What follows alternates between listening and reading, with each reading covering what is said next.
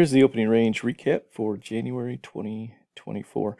Again, if you don't know what the opening range recap or these particular reports are about, you can find the system for free at tradingideas101.com. Just look around and you'll see a download button for the PDF and some videos on the opening range. So what I do talk about in here is the most safe, quote unquote, most safe entries, the 25% and the 50%. I'm not going to get into the details of the system here, but you can find them on the site.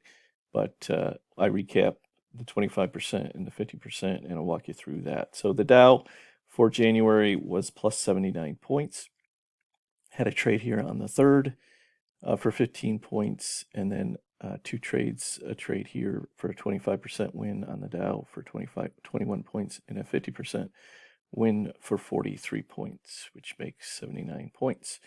The NQ is usually most active, most profitable, also potentially most dangerous, just depending on how the particular opening ranges line up. But you have just over 80 points. To break even trades there, a 50% wins, 16 and a quarter, 9 and a quarter, 20 and a half, 975, and then these three here. In the S&P, you had plus 2.5, plus 2.5. And then the ones in red, I do not include them in the totals here, but I do put them in red so I can make a note of why they're in red. So for example, the one here in red on the 11th, the reason that one is in red is because pivot 1 missed the 50% exit by 1 tick.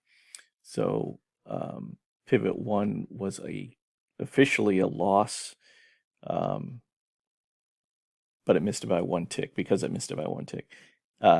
If you count that as a win, and we talk about the 1 tick and 2 tick misses in the ebook, but if you count that as a win, this plus 5 points never happened because pivot 1 would have been a win, and then pivot 3 would not have been a trade for the 50%. So you would not have that extra 5 points there, which is why I do not include it in the totals here.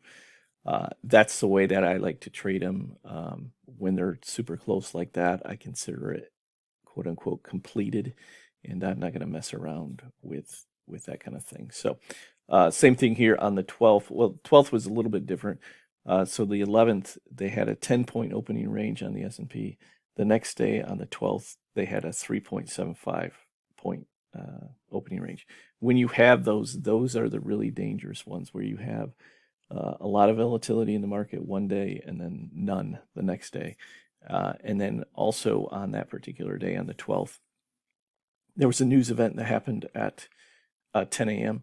So even though the 25% has 2 break-even trades and the 50% won and made 1.75 points, if you look at the actual date, you had 3 pivot hits all happen within 90 seconds. So at 9:59, there was a pivot hit. At 10 o'clock, there was pivot hit 2 and 3. So you probably wouldn't have been able to enter all those trades at that time anyways, because how quick the markets were moving due to the news event at 10 a.m. And then there was an actual next pivot hit 2 minutes later. So all within 3 minutes, you had 4 pivot hits, which is rare. And again, if you go strictly based on the rules, hey, it's a win and you made some money. But realistically, that would not have been anything to be able to trade. So anyway, that's why I don't include them. We'll see how 2024 goes. So far, so good. If you have any questions on the system, let me know. Take care.